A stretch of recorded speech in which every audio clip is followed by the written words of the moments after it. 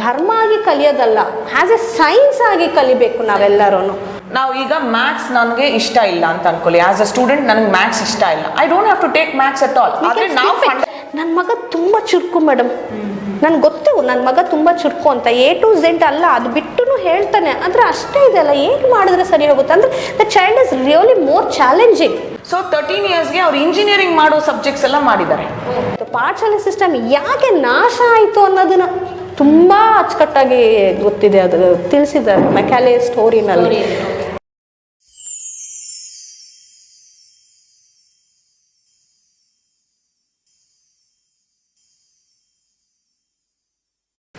ನಮಸ್ತೆ ವೀಕ್ಷಕರೇ, ವಿಶ್ವಪ್ರಿಯ ಯೂಟ್ಯೂಬ್ ಚಾನಲ್ಗೆ ನಿಮ್ಮೆಲ್ಲರಿಗೂ ಸ್ವಾಗತ. ಇವತ್ತು ನಾನು ನಿಮ್ಮ ಮುಂದೆ ಒಂದು ವಿಭಿನ್ನವಾದ ಒಂದು ವಿಷಯವನ್ನು ನಾನು ನಿಮಗೆ ತಗೊಂಡು ಬಂದಿದ್ದೀನಿ. ನಮ್ಮ ಮಕ್ಕಳು ಎಲ್ಲರೂ ಶಾಲೆಗೆ ಹೋಗಿ ಬರ್ತಾ ಇದ್ದಾರೆ. ಅವರು ಶಾಲೆಗೆ ಹೋಗಿ ಬರ್ತಾ ಇದ್ದಾರೆ ನಿಜ, ಆದರೆ ಒಂದು ಎಥಿಕ್ಸ್ ಅಂತ ನಾವೇನು ಹೇಳ್ತೀವಿ ಅದನ್ನು ಕಲಿತಾ ಇದ್ದಾರೆ ನಿಜವಾಗ್ಲೂ?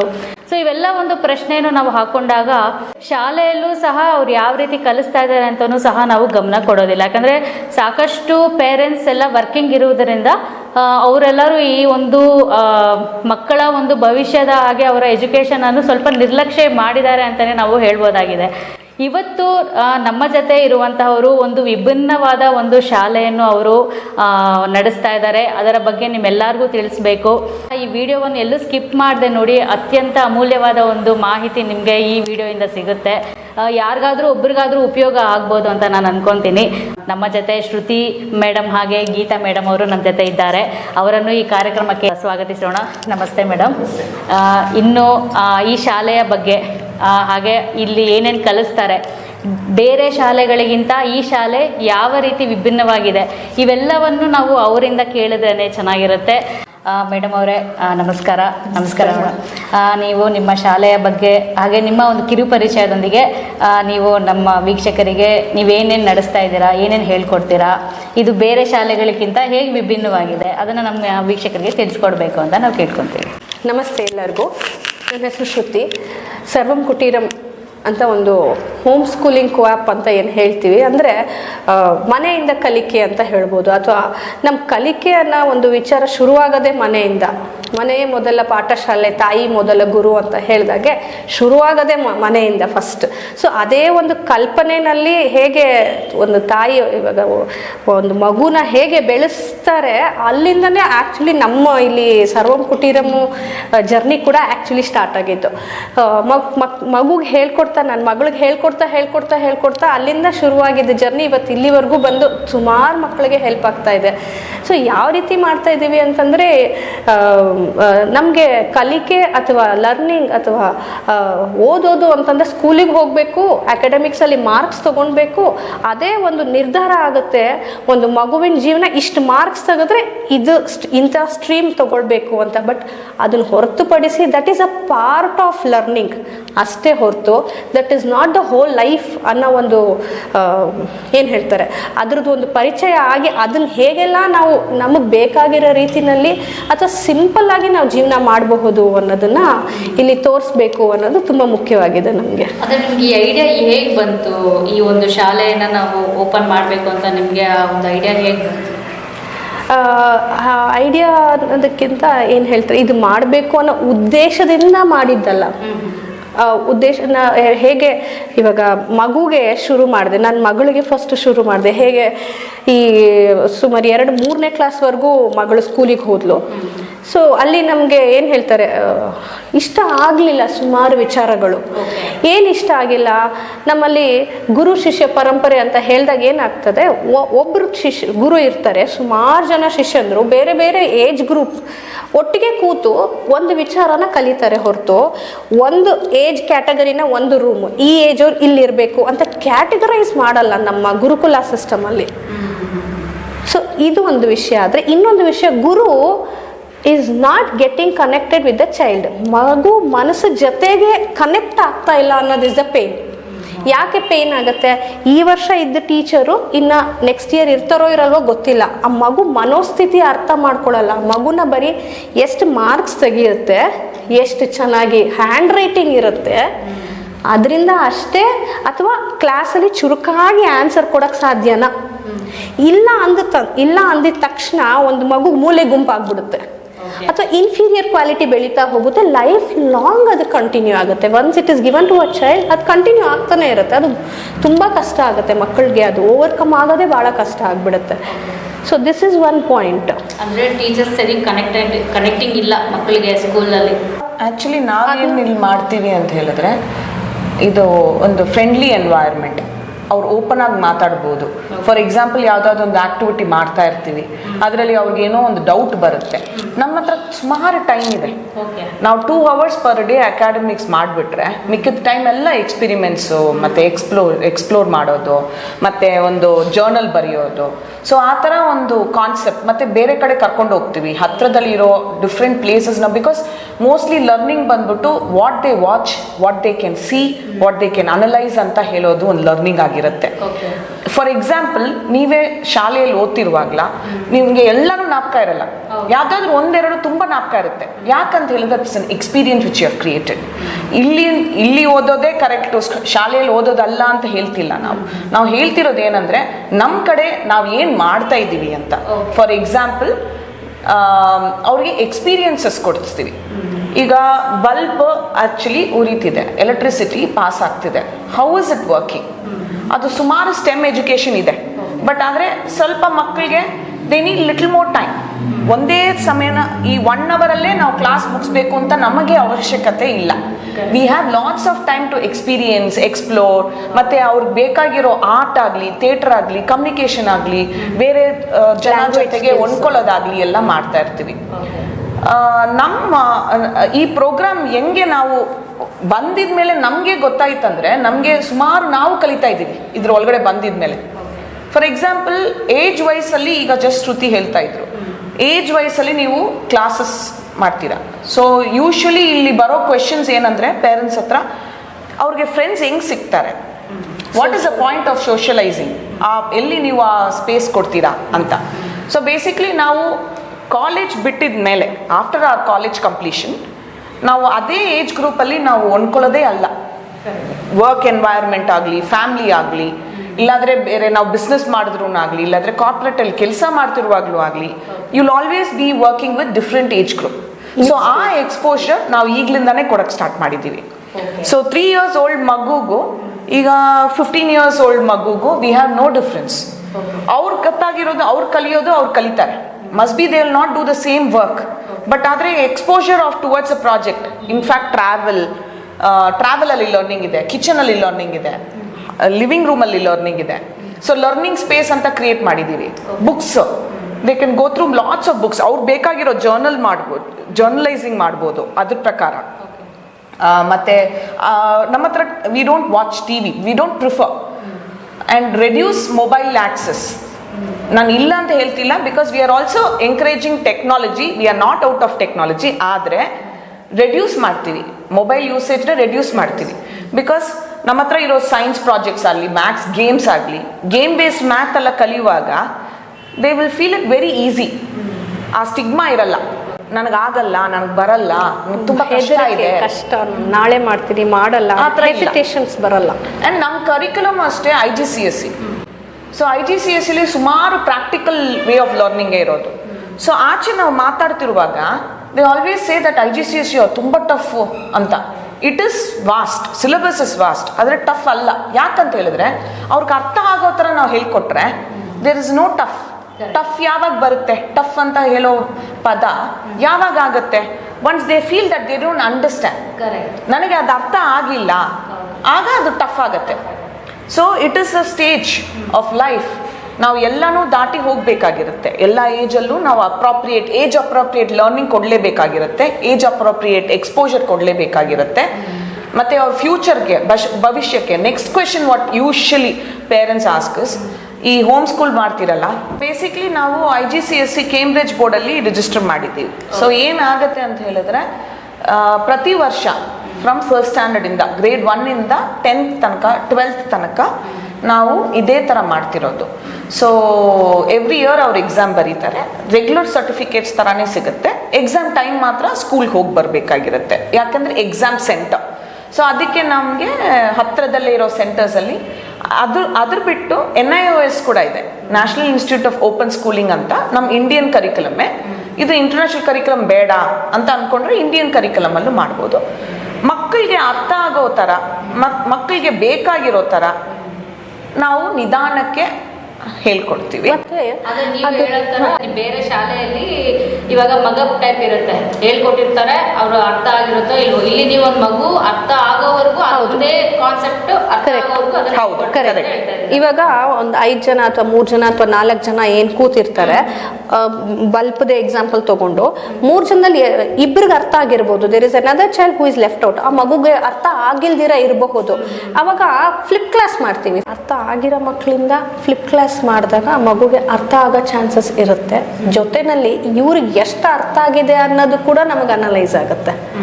ಸೊ ಆ ಮಕ್ಕಳು ಕಲ್ತಿರೋ ಮಕ್ಕಳು ಯಾವ್ದನ್ನ ಪಾಯಿಂಟ್ಸ್ ಮಿಸ್ ಆಗಿದ್ರು ನಮಗೆ ಅರ್ಥ ಆಗೋದ್ರಿಂದ ವಿ ಕ್ಯಾನ್ ಗೋ ಬ್ಯಾಕ್. ತಿರ್ಗಾ ನೆಕ್ಸ್ಟ್ ಡೇ ಕೂಡ ನಮಗೆ ಇನ್ನೂ ಚಾನ್ಸ್ ಇದೆ. ಅವತ್ತಿಗೆ ಇವಾಗ ಸಿಲೆಬಸ್ ಥರ ಅಥವಾ ಇಷ್ಟು ಡೇಟ್ಸ್ ಇಷ್ಟು ದಿವಸದ ಒಳಗಡೆ ಸಿಲೆಬಸ್ಸೇ ಫಿನಿಶ್ ಮಾಡಬೇಕು ಅನ್ನೋದೇನಿಲ್ಲ.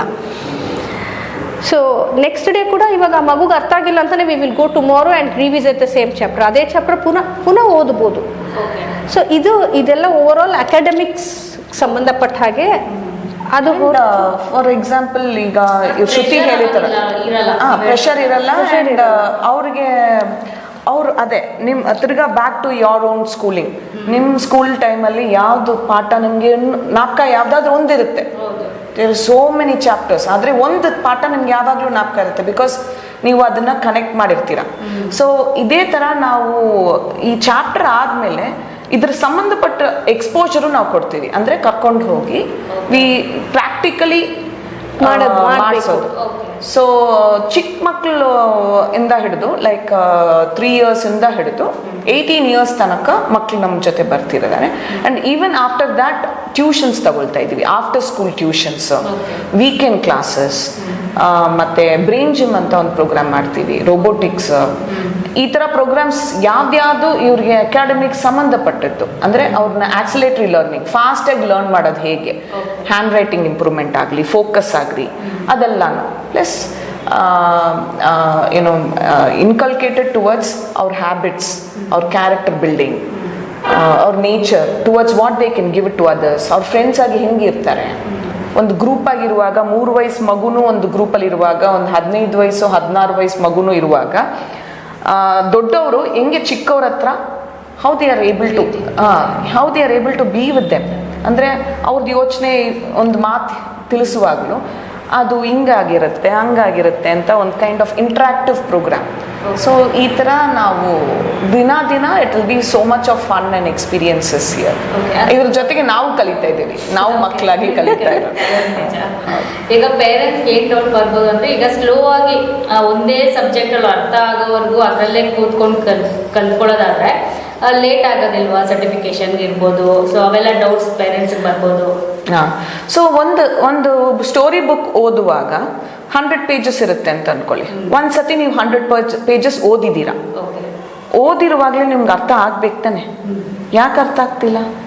It is a system which we have created. ಅಂದರೆ ಬರೆದು ನೋಡಬೇಕು, ಬೈ ಹಾರ್ಟ್ ಮಾಡಬೇಕು ಅಂತ ನಾವು ಸಿಸ್ಟಮ್ ಕ್ರಿಯೇಟ್ ಮಾಡಿದ್ವಿ. ಅದರಿಂದ ಡಿಲೇ ಆಗ್ತಿದೆ. 1 hour ಅಲ್ಲಿ if they are able to finish 6 or 7 pages, ಆ ಪೇಜಸ್ ಅವ್ರಿಗೆ ಅರ್ಥ ಆಗ್ಬಿಟ್ರೆ ನಾವು ತಿರ್ಗಾ ಯಾಕೆ ಅದನ್ನ ರಿಪೀಟ್ ಮಾಡಬೇಕು? ಅಂದರೆ ಅರ್ಥ ಆಗೋದು ಹೇಗೆ ಅರ್ಥ ಮಾಡಿಸೋದು ಅಂತಂದರೆ, ಬರೀ ನಿಂತು ಬೋರ್ಡ್ ಮೇಲೆ ಬರೆದು ಪಾಠನೇ ಮಾಡಬೇಕು ಅನ್ನೋದು ಇಸ್ ವಾಟ್ ಈಸ್ ಹ್ಯಾಪನಿಂಗ್. ಮತ್ತು ಹೇಳಿದಾಗ ಆ ಸಿಸ್ಟಮಿಗೆ we are use to it. There are certain things. ಇವಾಗ ಚೇರ್ ಮೇಲೆ ಡೆಸ್ಕ್ ಮೇಲೆ ನಮ್ಮಲ್ಲಿ ಕುತ್ಕೊಳ್ಳಲ್ಲ, ಎಲ್ಲ ರೌಂಡಾಗಿ ಕುತ್ಕೊತೀವಿ ಎಲ್ಲರೂ ಮಧ್ಯದಲ್ಲಿ. ಇವಾಗ ಒಂದು ಪ್ಲ್ಯಾಂಟ್ ಬಗ್ಗೆ ಮಾಡ್ತಾ ಇದ್ದೀವಿ ಅಂದರೆ ಪ್ಲ್ಯಾಂಟ್ ತೊಗೊಂಡ್ಬರ್ತೀವಿ, ಬುಕ್ ಬದಲು ಫಸ್ಟು ಏನು ಯಾವ ವಿಚಾರ ಮಾತಾಡ್ತಾರೆ ಅದನ್ನು ಮುಂದೆ ಇಟ್ಕೊಂಡು ಅವ್ರಿಗೆ ಏನೇನು ಗೊತ್ತು ಫಸ್ಟ್ ಅವ್ರು ಹೇಳಿ, ಮಕ್ಕಳು ಹೇಳಿ, ಅವ್ರು ಅಬ್ಸರ್ವ್ ಮಾಡಲಿ. ಆಮೇಲೆ ಆ್ಯಕ್ಚುಲಿ ಅದು ಏನು ಅನ್ನೋ ಡಿಫ್ರೆನ್ಸ್ ಗೊತ್ತಾಗುತ್ತೆ ಅಲ್ಲಿ ಹೊರತು. ಇಲ್ಲಿದೆ ಏನು ಹೇಳ್ತಾರೆ, ಸಿಂಗಲ್ ಸೈಡೆಡ್ ಅಪ್ರೋಚ್ ಇಲ್ಲ. Generally what is happening all over ಅಂತಂದ್ರೆ ಸಿಂಗಲ್ ಸೈಡ್ ಅಪ್ರೋಚ್ ಇದೆ. ಅಂದರೆ ನಾನು ಟೀಚರ್ ಆಗಿ ಅಥವಾ ಫೆಸಿಲಿಟೇಟರ್ ಆಗಿ ಈ ಟಾಪಿಕ್ ನನ್ನ ಬುಕ್ಕಲ್ಲಿ ನನ್ನ ಕೈಯಲ್ಲಿದೆ ಅಥವಾ ನನ್ನ ಲೆಸನ್ ಪ್ಲಾನಲ್ಲಿದೆ, ನಾನು ಹೇಳ್ತಾ ಇದ್ದೀನಿ, ಮಗು ಕೇಳ್ತಾ ಇದೆ. 50 ಜನ 20 ಜನ 15 ಜನ ಮಕ್ಕಳಲ್ಲಿ ಎಷ್ಟು ಜನ ಮತ್ತೆ ಟೀಚರ್ ಹತ್ರ ವಾಪಸ್ ಬಂದು ಭಯ ಬಿಟ್ಟು ಇದಕ್ಕೆ ನನ್ನ ಡೌಟ್ ಇದೆ ಅಂತ ಕೇಳಕ್ಕೆ ಸಾಧ್ಯ? ಎಲ್ಲೋ ಒಂದು ಕಡೆ ಏನೋ ಮಿಸ್ ಆಗ್ತಾ ಇದೆ. ಏನು ಮಿಸ್ ಆಗ್ತಾ ಇದೆ ಅಂತಂದರೆ ಟೂ ವೇ ಕಮ್ಯುನಿಕೇಷನ್ ಆಗಬೇಕದು. ಇದು ಟೀಚಿಂಗ್ ಅನ್ನೋದಕ್ಕಿಂತ we are interaction and exchanging of knowledge ಅಷ್ಟೇ. ಇವಾಗ ನಾವು ಒಂದು ಎಕ್ಸಾಂಪಲು, ನಾನು ಡೇ ಬಿಫೋರ್ ಯೆಸ್ಟರ್ಡೇ ಒಂದು 5 years old ಮಗುಗೆ ನಂಬರ್ ಬಾಂಡ್ ಹೇಳ್ಕೊಡ್ತಾ ಇದ್ದಾಗ 5's friend is 5, 3's friend is 7 ಆ ರೀತಿ ಹೇಳ್ಕೊಡ್ತಿದ್ದಾಗ ನನ್ನ ಅಸಂಪ್ಷನ್ ಏನಂದರೆ 4's ಫ್ರೆಂಡ್ ಇಸ್ 6 ಅಂತ ಹೇಳಿದಾಗ ಮಗು ಅಲ್ಲಿ 4 ಅಂತ ಇರೋ ಬ್ಲಾಕ್ನ ತೆಗೆದು ಪೇಪರ್ ಮೇಲೆ ಇಡಬೇಕು, 6 ಅಂತ ಇರೋ ಬ್ಲಾಕ್ನ ಪೇಪರ್ ಮೇಲೆ ಇಡಬೇಕು ಆ್ಯಸ್ ಎ ಟೀಚರ್ ಅಂತ ನಾನು ಹೇಳ್ತಾ ಇದ್ದೀನಿ. ಸೊ ನನ್ನ ಅಸಂಪ್ಷನ್ ಮಗು ಇದನ್ನೇ ಮಾಡಬೇಕು. ಸೊ ಆ ಕಟ್ಟೆನಲ್ಲಿ ನಾನಿದ್ದೀನಿ. ಆದರೆ ಮಗು ಮಾಡಿದ್ದೇ ಬೇರೆ. 4 ಇಡ್ತು, 6ಗೆ ಒಂದು 3 ಇಡ್ತು, ಒಂದು 2 ಇಡ್ತು, ಒಂದು 1 ಇಡ್ತು. ಅದು ನಾನು ನಿಮಗೆ ತೋರಿಸ್ತೀನಿ ವರ್ಕ್ಶೀಟು ಮತ್ತು ಅದರಲ್ಲಿರೋ ಬಾಕ್ಸ್ ಟೈಪಲ್ಲಿ ನ್ಯೂಮಾನಿಕ್ ನಂಬರ್ ಬಾಂಡ್ ಅಂತ ಹೇಳ್ತೀನಿ. ಸೊ ಆವಾಗ ನನಗೆ ಅರ್ಥ ಆಗಿದ್ದೇನೆಂದರೆ ನಾನು ಅಂದ್ಕೊಂಡಿದ್ದನ್ನು ನನ್ನ ಅಸಂಪ್ಷನಲ್ಲಿ ಮಗು ನಡೆಯಲ್ಲ. So there are different ways of thinking of one particular thing. ಈಗ ನೀವು ಕೇಳಿದ ಕ್ವೆಶನ್ಗೆ ಹೆಂಗೆ ನಾವು ಪೋರ್ಷನ್ಸ್ ಮುಗಿಸ್ತೀವಿ ಮತ್ತು ಅವರು ಡಿಲೇ ಆಗಲ್ವಾ ಅಂತ. ಸಪೋಸ್ ನಾವು ಇದೇ ಥರ ಡೀಟೇಲ್ ಆಗಿ ಎಲ್ಲದರಲ್ಲೂ ನಾವು ಡೀಟೇಲ್ ಆಗಿ ಹೇಳ್ತಾ ಹೋಗ್ತಾ ಇದ್ರೆ ಸ್ಟೋರಿ ಟೆಲ್ಲಿಂಗ್ ಥರ, ಅದು ಡೈಲಿ ಒಂದು ರಾಮಾಯಣ ಥರ ಆಗ್ಬಿಟ್ಟು what is the end result ಅಂತ ನೀವು ಕ್ವೆಶನ್ ಕೇಳಿದ್ರೆ ನಮ್ಮ ಒಂದು ಚೈಲ್ಡ್ ಕಲಿಬೇಕಾದಾಗ ಕೆಲವೊಬ್ರು ಹೇಳಿದಾಗ 1 ದಿವಸದಲ್ಲಿ ಮುಗಿಸ್ತಾರೆ, ಇನ್ನೊಬ್ರು 10 ದಿವಸದಲ್ಲಿ ಕಲಿತಾರೆ. ಸೊ ಡಿಲೇ ಆಗ್ತಿದ್ರೆ ಲೇಟ್ ಲರ್ನಿಂಗ್ ಚೈಲ್ಡ್ಗೆ ಹೇಗೆ ಅದು ಸ್ಲೋ ಲರ್ನಿಂಗ್ ನಾನು ಬರ್ತೀನಿ. I will tell about slow. ಇಲ್ಲ, ರೈಟ್ ಕ್ವೆಶನ್. ಬೇಸಿಕ್ಲಿ ನಾವು ಎಲ್ಲ ಡೀಟೇಲ್ ಆಗಿ ಹೋಗ್ತಿರೋದ್ರಿಂದ ಇಮ್ಯಾಜಿನ್ ನಾವು 1 hour ಅಲ್ಲಿ ಮಾಡೋ ಕೆಲಸ ಒಂದು 6 hours ಹೋಗಿರುತ್ತೆ. ಸೊ ಆಗ ಹೇಗೆ ನಾವು will be able to cover the portions ಅಂತ. ಬಿಕಾಸ್ ಸುಮಾರು ಇದೆ ಅಲ್ಲ, ಅವ್ರಿಗೆ ಎಕ್ಸಾಮ್ಸ್ ಪ್ರಿಪೇರ್ ಮಾಡಬೇಕಾದ್ರೆ ಅವ್ರವ್ರ ಏಜ್ ಪ್ರಕಾರ ಅವ್ರವ್ರಿಗೆ ಟಫ್ ಆಗಿ ಪ್ರಿಪೇರ್ ಮಾಡಿರ್ತಾರೆ. ಸೊ ನಮ್ಮದಲ್ಲಿ ನಾವು 2 hours ಅಕಾಡೆಮಿಕ್ ಫೋಕಸ್ ಮಾಡ್ತೀವಿ, ಅದ್ರ ಬಿಟ್ಟು ಮಿಕ್ಕಿದೆಲ್ಲ ಎಕ್ಸ್ಪೀರಿಯನ್ಸ್. ಸೆಕೆಂಡ್ಲಿ ನಮ್ಮ ಹತ್ರ ಓದಿರೋ ಮಕ್ಕಳು, ನಮ್ಮ ಮಕ್ಕಳೇ ಆಗಲಿ, ದೇ ಹ್ಯಾವ್ ಪ್ರೀ ಫಿನಿಶ್ಡ್. ಅಂದರೆ 14 yearsಗೆ 10th ಮುಗಿಸ್ತಾರೆ ಅಂತ ಅನ್ಕೊಳ್ಳಿ. 14 yearsಗೆ 10th ಎಂಟರ್ ಆಗ್ತಾರೆ, 15ಗೆ ಫಿನಿಶ್ ಮಾಡ್ತಾರೆ. ಬಟ್ ನಮ್ಮದ್ರಲ್ಲಿ 13 yearsಗೆ 10th ಮುಗಿಸಿರೋರು ಇದ್ದಾರೆ. 10th ಮುಗಿಸಿ ನೆಕ್ಸ್ಟ್ ಅವ್ರು ನಾವು ಸ್ಟಾಪ್ ಮಾಡಲ್ಲ. ನೀನು 10th ಏಜೇ ನೀನು ಮುಗ್ಸೋಕ್ಕಾಗಲ್ಲ ಅಂತ ನಾವು ಸ್ಟಾಪ್ ಮಾಡಲ್ಲ. ಸ್ಪೀಡಾಗಿ ಹೋಗೋ ಮಕ್ಕಳು, ನಾನು ಸ್ಲೋಗಿ ಬರ್ತೀನಿ ನೆಕ್ಸ್ಟ್, ಬಟ್ ಸ್ಪೀಡಾಗಿ ಹೋಗೋ ಮಕ್ಕಳಿಗೆ ವಿ ಡೋಂಟ್ ಡಿಲೇ. ನೀನು ಏಜ್ ಇಷ್ಟೇ ಅಂತ ಹೇಳಿ ಡಿಲೇ ಮಾಡಲ್ಲ. So they go finish. Because 13 years ಅಲ್ಲಿ IGCSE ಎಕ್ಸಾಮ್ಸ್ ಕೊಡಿಸ್ಬೋದು, 14 years ಅಲ್ಲಿ 10th NIOS ಅಲ್ಲಿ ಕೊಡಿಸ್ಬೋದು. ಸೊ 13 yearsಗೆ ಅವ್ರು ಇಂಜಿನಿಯರಿಂಗ್ ಮಾಡೋ ಸಬ್ಜೆಕ್ಟ್ಸ್ ಎಲ್ಲ ಮಾಡಿದ್ದಾರೆ. ಸೊ ಅವ್ರಿಗೆ ಫ್ರೀಯಾಗಿ ಬಿಕಾಸ್ ಅವ್ರಿಗೆ ಕಲಿಯೋ ಆಸಕ್ತಿ ಇದೆ ಮತ್ತು ಕೆಪಾಸಿಟಿ ಇದೆ. ಸೊ ಅದರಿಂದ ಈಗ ಸ್ಲೋ ಲರ್ನರ್ಸ್ ಬರ್ತೀವಿ. ಸ್ಲೋ ಲರ್ನರ್ಸ್ ಅಂತ ಇರುವಾಗ ಏನಾಗ್ತಿದೆ ಅಂದರೆ we will teach according to how they understand. ಅವ್ರಿಗೆ ಬೇಕಾಗಿರೋ ಥರ ಒಬ್ಬೊಬ್ಬರಿಗೆ ವಿಶ್ವಲ್ ವೇಯಲ್ಲಿ ಮಾಡ್ತೀವಿ, ಇನ್ನೊಬ್ಬರಿಗೆ ಕೆನೆಸ್ಥೆಟಿಕ್ ವೇಯಲ್ಲೇ ಮಾಡಬೇಕು. ಅಂದರೆ more of experiments which can be building. Like ಇವ್ರಿಗೆ ಎಕ್ಸಾಂಪಲ್ ಕೊಟ್ಟರಲ್ಲ ಅದೇ ಥರ ಮೋರ್ ಆಫ್ ಪಿಕ್ಟೋರಿಯಲ್ ಮೆಮೊರಿ ಅಂತ ಇರುತ್ತೆ. ಅದು ವಿ ಅನಲೈಸ್ ದ ಚೈಲ್ಡ್, ಯಾವ ಥರ ಲರ್ನರ್ ಆ ಮಗು first. So depending on that the curriculum will change. ನಾವು 3 ಜನ ಕ್ಲಾಸ್ ಮಟ್ಟಿದ್ರೆ ನಿಮ್ಗಿರೋದು ನನಗಿರಲ್ಲ, ನನಗಿರೋದು ಇವ್ರಿಗಿರಲ್ಲ. Will have different. ಸೊ ಅದಕ್ಕೆ ನಮ್ಮ ಸ್ಟ್ರೆಂತ್ ತುಂಬ ಕಮ್ಮಿ. ನಾವು ತಗೊಳ್ತಿರೋದು ಕಮ್ಮಿ ಸ್ಟ್ರೆಂತ್. ಒಂದು ಸೆಂಟರ್ಗೆ not more than 25 students total. ಎಲ್ಲ ಕ್ಲಾಸು ಸೇರಿ ಒಂದು ಕ್ಲಾಸ್ಗೆ 25 ಅಲ್ಲ, total strength of the academy ದೊಡ್ಡವರ ತನಕ ಏನಾದರೂ ಪ್ರೋಗ್ರಾಮ್ ಬರಲಿ 25 ಇಸ್ ಮ್ಯಾಕ್ಸಿಮಮ್ ಸ್ಟ್ರೆಂತ್. ಯಾಕಂತ ಹೇಳಿದ್ರೆ ನಮಗೆ 1-to-1 ಕನೆಕ್ಟ್ ಕೊಡೋಕ್ಕಾಗುತ್ತೆ, ಅವ್ರು ಬೇಕಾಗಿರೋ ಥರ ಕರಿಕ್ಯುಲಮ್ ಕ್ರಿಯೇಟ್ ಮಾಡೋಕ್ಕಾಗುತ್ತೆ. ಸೊ ಅದರಿಂದ you want to add something. Same thing. ಇವಾಗ ಒಂದು ನಂಬರ್ ಲೈನ್ ತೊಗೊಂಡ್ರೆ ಸೊ 0 ಇರುತ್ತೆ, ಈ ಕಡೆ 1 ಅಥವಾ 10 ಇರುತ್ತೆ. So both are extreme ends of this number line. So ನಮ್ಮಲ್ಲಿ ಈ ಕಡೆ ಸ್ಲೋ ಲರ್ನರ್ಸು ಇರ್ತಾರೆ, ಫಾಸ್ಟ್ ಲರ್ನರ್ಸು ಇರ್ತಾರೆ, ಆವ್ರೇಜ್ ಮಕ್ಕಳು ಇರ್ತಾರೆ. ದಟ್ ಈಸ್ ಆವ್ರೇಜ್ ಮಕ್ಳಿಗೆ ಎವ್ರಿವೇರ್ ದೇ ಕ್ಯಾನ್ ಫಿಟ್. ಎಲ್ಲಿ ಹೋದ್ರೂ ಫಿಟ್ ಆಗ್ತಾರೆ. ಸುಮಾರು ಜನ ಪೇರೆಂಟ್ ನಮ್ಮ ಹತ್ರ ಬಂದು ಮಾತಾಡ್ತಾರೆ, ಮೇಡಮ್ ನಾನು ಸೋ ಆ್ಯಂಡ್ ಸೋ ಸ್ಕೂಲಿಗೆ ಕಳಿಸ್ತಾ ಇದ್ದೀನಿ, ಇದ್ದೀನಿ, ಅಲ್ಲಿ ಏನಾಗ್ತಿದೆ ಅಂತಂದರೆ ನನ್ನ ಮಗ ತುಂಬ ಚುರುಕು ಮೇಡಮ್, ನನ್ಗೆ ಗೊತ್ತು ನನ್ನ ಮಗ ತುಂಬ ಚುರುಕು ಅಂತ, A to Z ಅಲ್ಲ, ಅದು ಬಿಟ್ಟು ಹೇಳ್ತಾನೆ, ಆದರೆ ಅಷ್ಟೇ ಇದೆ ಅಲ್ಲ, ಏನು ಮಾಡಿದ್ರೆ ಸರಿ ಹೋಗುತ್ತೆ ಅಂದರೆ the child is really more challenging. We can still give some more things for the child to learn. ಇನ್ನೊಂದು ಪೇರೆಂಟ್ಸ್ ಬರ್ತಾರೆ, ಮೇಡಮ್ ಸ್ಕೂಲಲ್ಲಿ ಪ್ರಿನ್ಸಿಪಲ್ ಕರ್ಬಿಟ್ಟು ಬೈತಾ ಇದ್ದಾರೆ, ಮಕ್ಕಳ ಜೊತೆಗೆ ಹೋಗ್ತಾ ಇಲ್ಲ, ಅವ್ರ ಪೇಸಲ್ಲಿ ನಡೀತಾ ಇಲ್ಲ ಅಂತ ಹೇಳ್ತಾರೆ.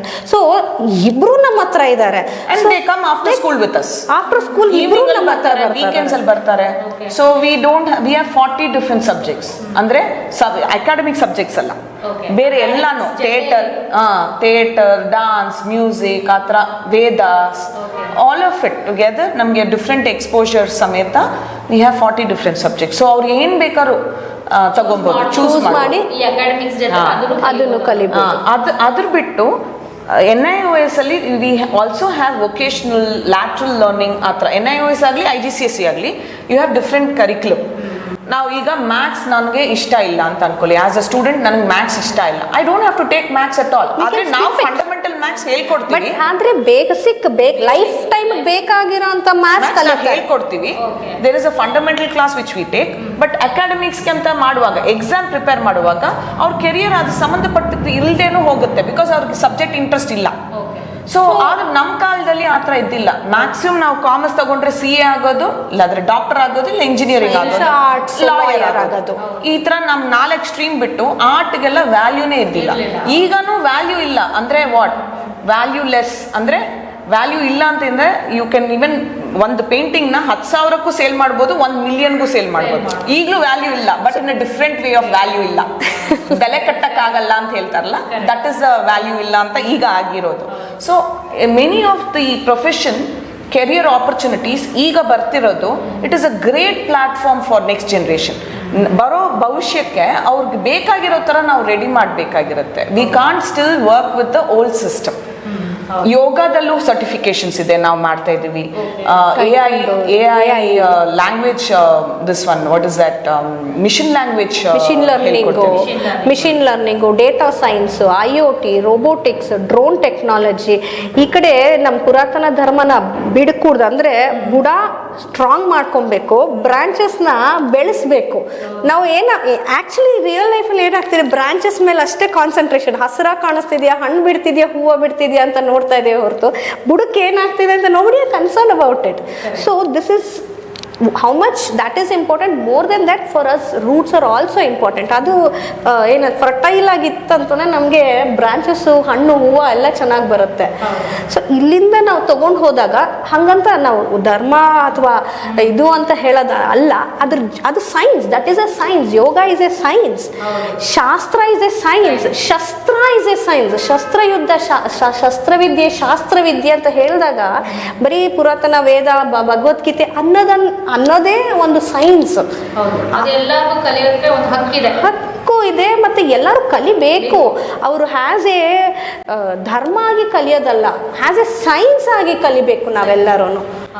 ಯಾಕಂದರೆ ಸ್ಮಾಲ್ ಥಿಂಗ್ಸ್ ಹೇಳ್ತಾ ಹೋದರೆ ತುಂಬ ಇರುತ್ತೆ. ಎಕ್ಸಾಂಪಲ್ಸ್ ಕೊಡ್ತಾ ಹೋದರೆ ಈ ಸ್ಕೂಲಿಂಗ್ ಸಿಸ್ಟಮ್ ಅನ್ನೋದೇ ಶುರುವಾಗಿದೆ ಮೆಕ್ಯಾಲೆಯಿಂದ. ಮೆಕ್ಯಾಲೆದು ಎಷ್ಟು ಜನಕ್ಕೆ ಗೊತ್ತಿದ್ರೆ ಐ ಅಪ್ರಿಷಿಯೇಟ್, ಗೊತ್ತಿಲ್ಲ ಅಂದರೆ ಖಂಡಿತ ವಾಪಸ್ ಹೋಗಿ ನೋಡಿ ಓದಿ. ಮೆಕ್ಯಾಲೆ ನಾವು ಇವಾಗ ನಡೀತಾ ಇರೋ schooling system all over the world ಹೇಗೆ ಕ್ರಿಯೇಟ್ ಆಯಿತು, ನಮ್ಮ ಇಂಡಿಯಾದಲ್ಲಿ ಹೇಗೆ ಕ್ರಿಯೇಟ್ ಆಯಿತು, ಏನು ಕ್ರಿಯೇಟ್ ಆಯಿತು, ಪಾಠಶಾಲೆ ಸಿಸ್ಟಮ್ ಯಾಕೆ ನಾಶ ಆಯಿತು ಅನ್ನೋದನ್ನು ತುಂಬ ಅಚ್ಚುಕಟ್ಟಾಗಿ ಗೊತ್ತಿದೆ. ಅದು ತಿಳಿಸಿದ್ದಾರೆ ಮೆಕ್ಯಾಲೆ ಸ್ಟೋರಿನಲ್ಲಿ.